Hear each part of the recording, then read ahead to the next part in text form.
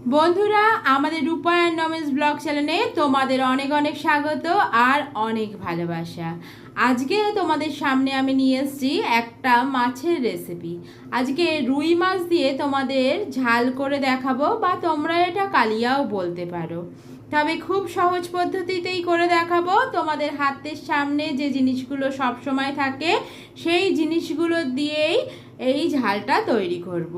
তোমরা আমার মতো পদ্ধতিতে একবার হলেও বানিয়ে করে দেখো, স্বাদটা একটু হলেও আলাদা হবে আর খেতেও কিন্তু বেশ ভালোই লাগবে। তাহলে চলো শুরু করা যাক। আমি এখানে নিয়ে নিয়েছি রুই মাছ। রুই মাছগুলোকে ভালো করে ধুয়ে নুন হলুদ মাখিয়ে সেগুলোকে সর্ষের তেলে ভেজে নেব। পুরো রান্নাটাই আমি সর্ষের তেলে করব।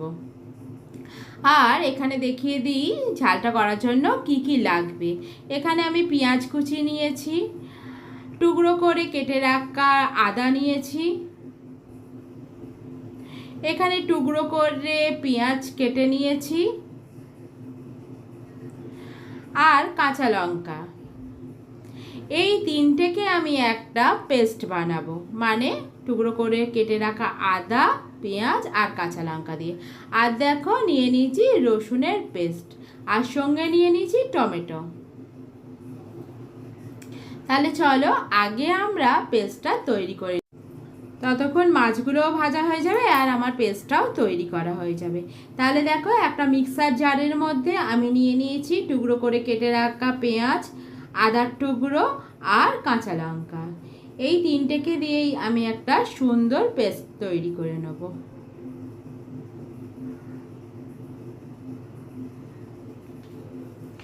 দেখো এখানে আমার পেস্টটা তৈরি করা হয়ে গেছে। আর কি সুন্দর রঙটা হয়েছে দেখো, পুরো সবুজ, মানে কাঁচা লঙ্কা যেহেতু দেওয়া আছে তাই জন্য রঙটা এত সুন্দর হয়েছে। আর হ্যাঁ, এখানে তোমরা চাইলেই ধনে পাতারও ব্যবহার করতে পারো, মানে এই পেস্টটা যখন তৈরি করবে তখন ধনে পাতা দিতে পারো। আর এদিকে আমার মাছগুলো সবকটাই ভাজা হয়ে গেছে। দেখো এখানে আমি দাগা, পেটি আর লেজা সবেরই পিস নিয়ে নিয়েছি, মানে যে কোনো পিস দিয়েই তোমরা কিন্তু রান্নাটা করতে পারো। এবার মাছের যে তেলটা আছে সেই তেলেই বাকি রান্নাটা আমি করব। এখানে নিয়ে নিয়েছি গোটা গরম মশলা ফোড়নের জন্য, মানে দারুচিনি, দুটো লবঙ্গ আর দুটো ছোট এলাচ। প্রথমেই মাছের তেলে আমি ফোড়নটা দিয়ে নিলাম। ফোড়ন দেওয়ার পর এর মধ্যে দিয়ে দেবো আমি পেঁয়াজ কুচি। তোমরা যে ওখানে দেখলে দু রকমভাবে পেঁয়াজ কাটা ছিল, একটা কুচি করা একটা টুকরো করা।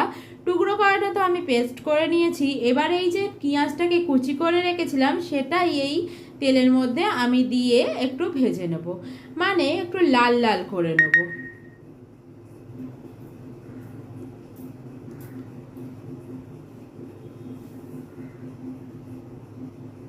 দেখছো পেঁয়াজটা কীরকম লাল হয়ে গেছে, এরকম রাখলেই হবে। এবার পেঁয়াজটা ভাজা হয়ে যাওয়ার পর এর মধ্যে দিয়ে দেবো রসুন বাটা। এবার রসুনটাকেও কিন্তু ভালো করে পেঁয়াজটার সাথে ভেজে নেব, যাতে রসুনের যে কাঁচা গন্ধটা বেরোয় সেটা যেন কেটে যায়। রসুনের কাঁচা গন্ধ যদি বেরোয় তাহলে কিন্তু ঝালের স্বাদ খুব একটা ভালো আসবে না। তার জন্য ভালোভাবে কিন্তু রসুনটাকে ভেজে নিতে হবে। দেখো আমার মোটামুটি ভাজা হয়ে গেছে। এবার যে পেস্টটা আমি তৈরি করে রেখেছিলাম সেটা এবার দিয়ে দেবো এই পেঁয়াজ আর রসুনের ভাজাটার মধ্যে। সামান্য একটু জল দিয়ে দিলাম, মানে মিক্সার জারটাকে ধুয়ে যে জলটা ছিল সেটা এর মধ্যে দিয়ে দিলাম। আবার ভালো করে ভেজে নেব।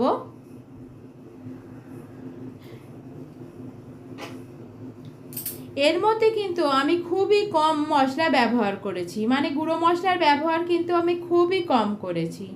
তোমরা পুরোটা দেখলেই বুঝতে পারবে এর মধ্যে শুধুমাত্র আমি হলুদ গুঁড়োরই ব্যবহার করেছি। এবার দিয়ে দেবো টমেটোটা।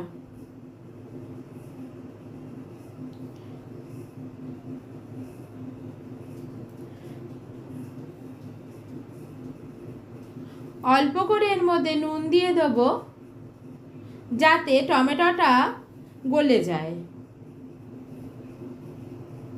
টমেটোটা গলিয়ে ফেললেই কিন্তু রান্নার স্বাদটা অনেক বেশি ভালো হয়।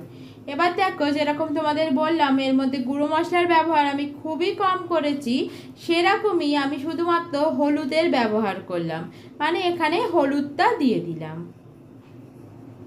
এবার সব কটা জিনিসকে আমি একসাথে ভালোভাবে কষিয়ে নেব।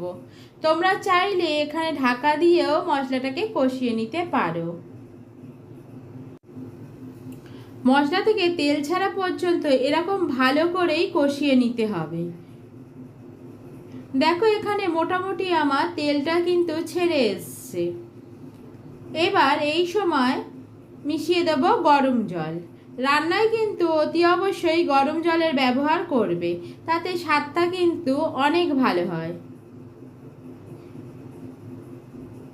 এখানে চাইলে তোমরা কাশ্মীরি লঙ্কা গুঁড়ো ব্যবহার করতে পারো, কিন্তু আমি যেহেতু খুব একটা লঙ্কার গুঁড়োর ব্যবহার করি না, তার জন্যই আমি এই রান্নাটাতেও লঙ্কার গুঁড়োর ব্যবহার করিনি।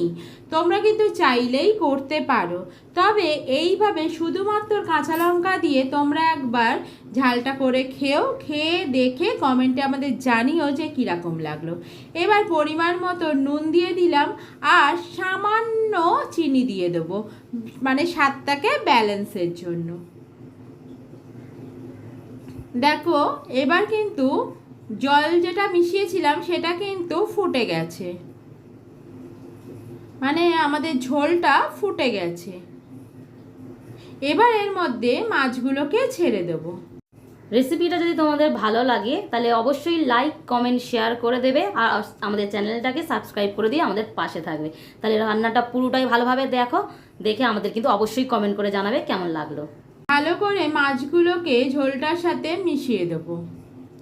তারপরে ফোটবার জন্য টাইম দেবো একে 5 থেকে 7 মিনিট, মানে মাছের মধ্যে যেন পুরো মশলাগুলো চলে যায়।